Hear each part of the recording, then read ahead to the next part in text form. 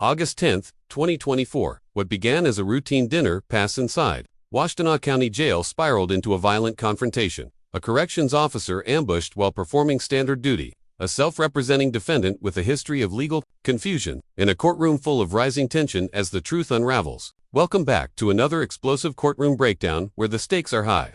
The details are messy, and nothing is quite what it seems. Today, we follow the case of Cody Jolly, accused of assaulting Officer John Apple during a simple food delivery. But was this truly an unprovoked attack? Or is there more to the story? From inconsistent testimony to heated exchanges, this case raises serious questions about inmate conduct. Legal on that date and time. When I approached his door and breached his door to pass him his dinner for the night, he asked me if he could have another tray. He was sitting on his bed in the unit at the time. I told him that, if I have any extras, I'll circle back to him. And when I turned to collect a beverage for him, he began to stand up, and I believed that he was coming to approach me to grab his drink. But at that point in time, he began to strike me in my head and face area. We got in a bit of a scuffle. I tried to gain control of Mr. Jolly. He kept delivering strikes to me. So I delivered strikes back in self-defense. Was able to gain control of Mr. Jolly to the point where I could get back to my radio and essentially call for backup. In the jail, we called an available officer call. Okay. And since you're representing yourself at this preliminary examination, I'm going to once again apprise you that you are before the court on charges that allege that on or about August 10th of 2024 at the location of 2201 Hogback Road, Pittsfield Township, Washtenaw County, State of Michigan, that you did make an assault on a prison employee or employment or an employee of a place of confinement. Let's pause here. Cody Jolly is being charged under Michigan law for assaulting a corrections officer, a felony that can land him up to 5 years behind bars and a $2,500 fine. Inmate staff assaults are taken extremely seriously because they strike at the heart of prison security. And if you're wondering why the judge is hammering the point about self-representation, that's because it's almost always a bad idea. The court must ensure the defendant knows what they're risking, especially when the charges carry serious time.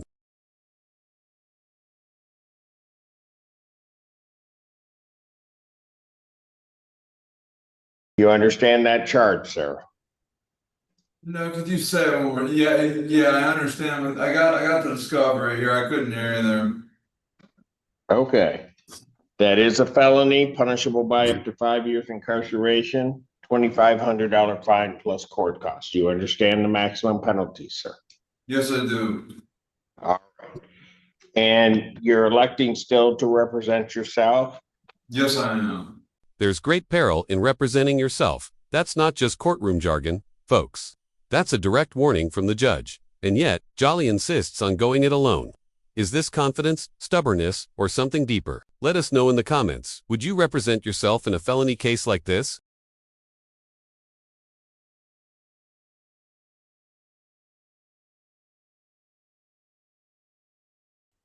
All right. There's great peril in representing yourself. You need to be aware of that. The court won't treat you any better, won't treat you any worse by you representing yourself. I would further advise you that if at any point you wish to be represented by an attorney, then you should let the court know at that point. And I will do my best to arrange that you have an attorney to represent you. You understand that, sir? I do understand. Okay. All right. Are we ready to proceed? Your Honor, the people are ready to proceed with their preliminary examination, and I did hear Mr. Jolly acknowledge on the record that he does have the police report now that was served, I believe, Thursday night or Friday by jail staff, and I provided the court with a copy of the proof of service. The people are ready to proceed. We intend on calling one witness when the court is ready. All right, very good. And I do have the proof of service in the file, and you may proceed then, Mr. Tip. Thank you, Your Honor. The people would call Officer John Apple to the stand. Now we meet Officer John Apple, a corrections officer with 18 months on the job. He's cool, composed, but his account carries weight. And here's the thing. In court, credibility is everything. Notice how precise he is with dates, times, and procedures. That kind of detail builds trust with the judge. But don't blink, because the details he's about to reveal might change the entire tone of this trial.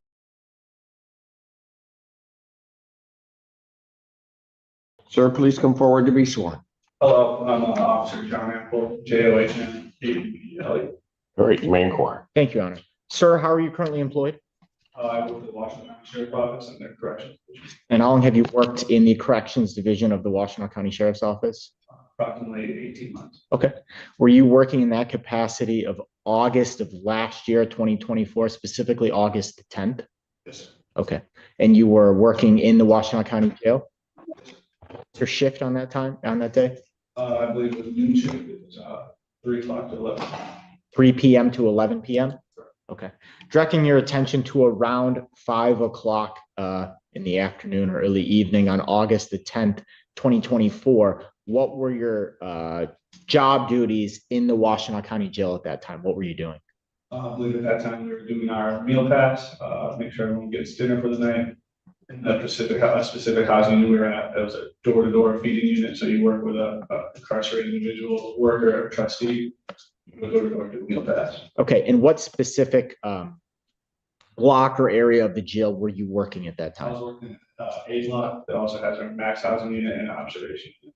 So it has max housing observation unit, and that is within the A block of the jail. Correct. Okay. And you said you were passing out dinner effectively? Correct. Okay. Are you familiar with an inmate by the name of Cody Jolly? I am, sir. Was that individual housed on that block at that time? He was. Okay. I don't know, Your Honor, is the screen that in front of Officer Apple the same screen that we're seeing, or is that screen black? It should be this. Okay. Well, no, he is, yes, he is seeing what we're, I guess, primarily that, the one that's moving. Okay. Is the one that he's seeing. Right?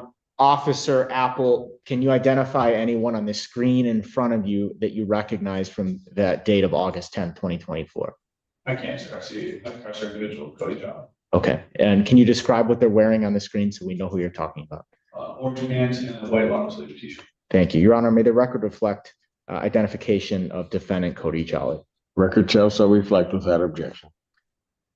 So Mr. Jolly was housed on A block and that's where you were passing out meals on August the 10th of 2024? Yes, sir. Okay. What, if anything, occurred when you had an interaction with Mr. Jolly on that date and time? When I approached his door and breached his door to pass him his dinner for the night, he asked me if he could have another tray. He was sitting on his bed in the unit at the time. I told him that, you know, if I have any extras, I'll circle back to him. And when I turned to collect a beverage for him, he began to stand up, and I believed that he was coming to approach me to grab his drink. But at that point in time, And there it is, the alleged moment everything exploded. Officer Apple says Jolly struck him in the face as he was handing over a beverage. Closed fists, multiple hits, radio knocked off, glasses flying. This isn't just a minor tussle, it's a serious escalation inside a maximum security block. If true, this paints a picture of volatility and danger. But we still haven't heard a word from the defense, and self-defense is a right inmates can claim. 2. Is something missing from this narrative? began to strike me in my head and face area. We got in a bit of a scuffle. I tried to gain control of Mr. Jolly. He kept delivering strikes to me. So I delivered strikes back in self-defense. Was able to gain control of Mr. Jolly to the point where I could get back to my radio and essentially call for backup. In the jail, we called an available officer call. Okay, and I'm going to just unpack that a little bit, Officer Apple. So you passed Mr. Jolly his tray of food, Right. and then you had turned to retrieve the beverage from the cart. Right. And where was that cart located? It was just off to my right, so it was almost right in front of his door. I had an inmate worker helping me pass trays at the time, so I turned to him to get the cup. As I faced Mr. Jolly, he began to stand up. Like I said, I believe he was coming to meet me halfway for the beverage, and he began to strike me. Okay. Other than yourself and the inmate who was assisting you, were there any other corrections officers in that area at that time? No, sir. Okay. Did Mr. Jolly say anything to you as he stood up and began, I guess, to kind of advance towards you? No, sir. Okay. You said he struck you in your face. Jolly's punches allegedly landed 3 to 4 times. And while Officer Apple only suffered bruising and soreness, the court is focused on intent, not just injury. Legally, assault doesn't require broken bones or blood. The fact that medical attention was sought, including a concussion check, only strengthens the prosecution's claim of seriousness. Remember, in felony assault cases, it's the action and the setting, a jail that make the difference.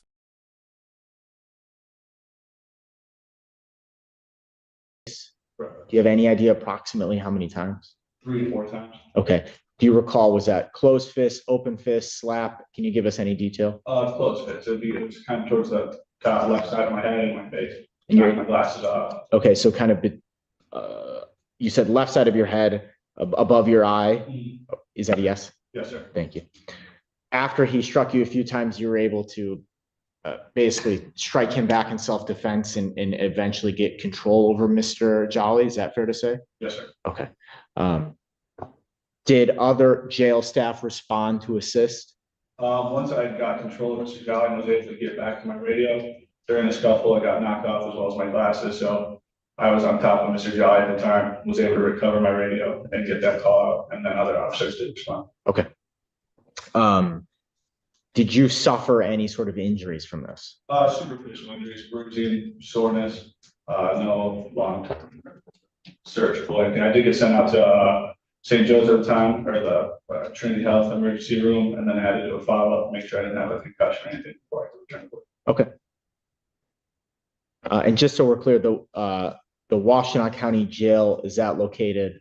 I can never get this right. Is that technically in the city of Ann Arbor? No, Pittsfield Township. Okay. In Washtenaw County. Thank you. I have no further questions. All right. Okay, Mr. Jolly, do you have any questions for Officer Apple? No, I do not, not this time. You have no questions? Not at this time, it's pre-trial right now at this time. All right. Your Honor, I have no redirect. I have no further witnesses and the people would rest. All right, you may step down, sir. All right. Mr. Jolly, do you have any witnesses that you'd like to call? I do not, just to remember, this is pre-trial, correct? Well, it's a preliminary examination, Mr. Jolly. Okay, all right, I was told it was pre-trial, led to the last court date, and then you told me you were rescheduling it for pre-trial, and so I don't know where we're at. This is a classic example of courtroom confusion when someone represents themselves. Jolly doesn't understand the difference between a pretrial and a preliminary exam, and that's a big deal. The preliminary exam is where the court decides if there's enough evidence to even go to trial. If you don't understand that, how can you defend yourself effectively? What do you think? Should courts force legal counsel in cases like this, or is the right to self-represent too important to take away?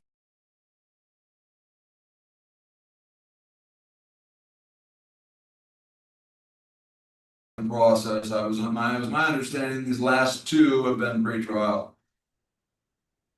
No, they were PCC and then your preliminary examination, sir. And today is your preliminary examination. Okay, so okay, so what is my next one then? Well, I don't know yet. Okay. Do you have any witnesses that you want to call today? No, I do not. I just Okay. Do I have a motion? So, Your Honor, my question was that it's been over a year and I'm just trying to get to pretrial. And my understanding was that these last two cases were both pretrial. It's been over a year. And for some reason, we still haven't got to pretrial yet. Can I ask you why? Well, I can tell you that you had a competency evaluation that there was an issue with you participating in. And then there was always the issue of your participating in all of the proceedings as they were set. So the matter could not move until there was a motion that was filed by the people, given your reluctance to participate. Okay, well, that motion was. So Mr. Jolly, I'm not going to sit there and argue with you.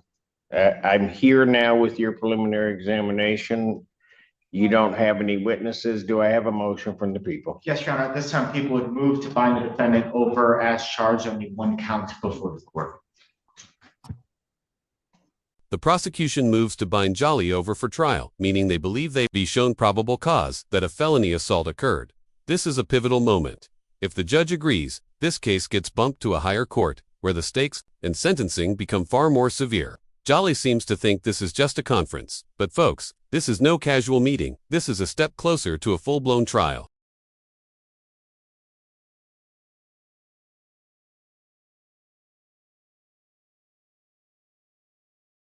Mr. Jolly, do you have a response to that?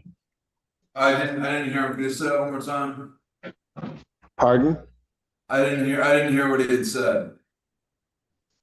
Your Honor, the people would move to bind the defendant over on the one count before the court and ask this matter proceed to circuit court for further proceedings. Do you have a response, Mr. Jolly? So, okay, my response is to move it to circuit court. We're talking about conference then. Is that correct? Pardon? Or if we move it over to circuit court, then we're on to conference. Is that correct? On to conference? Is that, yeah, he just said move it to circuit. Does that mean we're on to conference? That was my understanding, is that we're moving to conference. That would also be my request too. Well, I don't know what you're trying to say. All I know is that what the people have asked is that the matter be bound over to circuit court for you to stand trial there. Right, which would be moving from here to conference, which is the right. Jolly fires back with requests for a speedy trial and a 12-person jury, both valid rights under the Constitution. But the court quickly shuts that down, citing delays caused by Jolly himself. This back and forth shows how tangled things get when legal rights meet courtroom logistics. The judge is walking a line between honoring those rights and managing a chaotic docket. What's your take? Is Jolly getting stonewalled, or is he reaping what he sowed by dragging his feet for over a year? Before trial, right? You would have different proceedings before Judge Slay, yes. Which would probably be conference, am I correct? Sir, you will have different proceedings before Judge Slay. Okay. Do you have anything in response to the people's motion to bind over? You know, I would prefer, my response is to prefer to move on to conference. That would be my response to that. And then I also have my own, I would like to request again. I put in the motions for jury trial, a 12-person jury trial. And I also put in my motion for the 45-day speedy trial. I am also requesting those as well again here today. Motions were. Right. The court has heard the testimony in this case from Officer Apple. The court does believe that the people have indeed sustained their burden of showing that the defendant was in a place of confinement, that he also then assaulted an employee of that place of confinement. And so for those reasons, the court would bind the defendant or find that the people have established probable cause that this offense was committed and that the defendant committed it, and the defendant would be bound over to circuit court to stand trial. Jolly, you're now proceeding into what will be your circuit court arraignment. Right. I've bound you over to stand trial. I'm now going to conduct your arraignment regarding those proceedings. So I would advise you are before the court on a complaint that alleges that August 10th, 2024, at the location of 2201 Hogback Road, Pittsfield Township, Washtenaw County, State of Michigan, that being the Washtenaw County Jail, that you did, being a person lawfully imprisoned in the jail, did assault a John Apple, who was an employee of a place of confinement or other custodian, knowing the person to be an employee or custodian, through either the use of violence, threats, violence, or dangerous weapons while you were awaiting trial, contrary to Michigan statutes.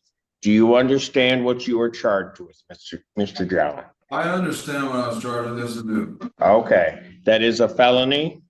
It is punishable by up to 5 years incarceration and a $250 or $2,500 fine plus court costs. You understand that, sir? I understand that. All right. I do also have to advise you that if you are convicted, law enforcement is to collect a DNA identification profile sample before sentencing or disposition if it was not taken at the time of arrest. Do you understand that, sir? Here's something many viewers overlook. When you're charged with a felony, law enforcement is required to collect a DNA sample even before a conviction to link you to other potential crimes. It's part of a broader state and national database. This is standard practice in Michigan, but it sparks big privacy debates across the country. Do you think it's fair to collect DNA before someone is found guilty? Drop your thoughts below.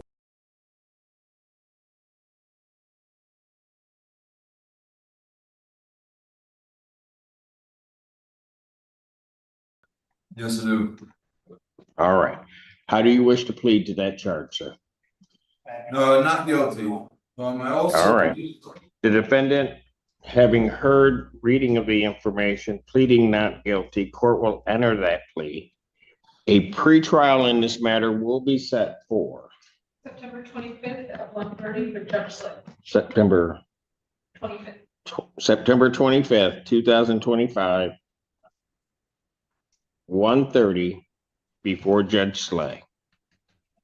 Okay, my request for jury trial and speed, I requested a speedy trial already, and I did file these motions. Now, can you, is this where I bring this up again? A speedy trial. You can bring those up before Judge Slay. I've already requested it before you, though. I know. So So what I'm indicating is that I am not making a ruling on those because I don't have to. First of all, in regard to any delay in these proceedings, Mr. Jolly, you were the cause of the delay.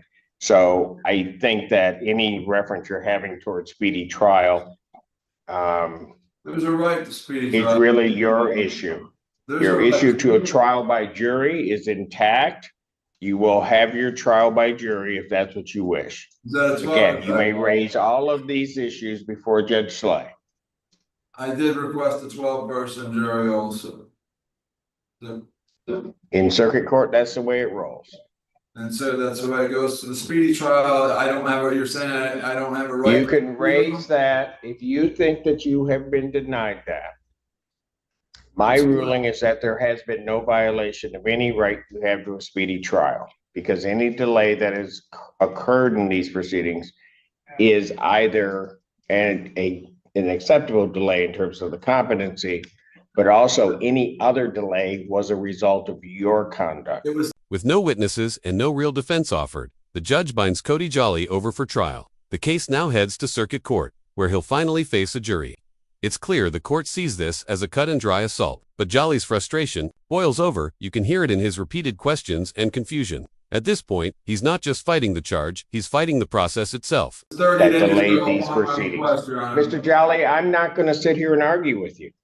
I'm telling you what my ruling is. You may raise that issue again if you like before Judge Slay. You will get your jury trial. That will all be set before Judge Slay, and you'll be able to proceed there. At this time, these matters having concluded, your bond is continued. Thank you.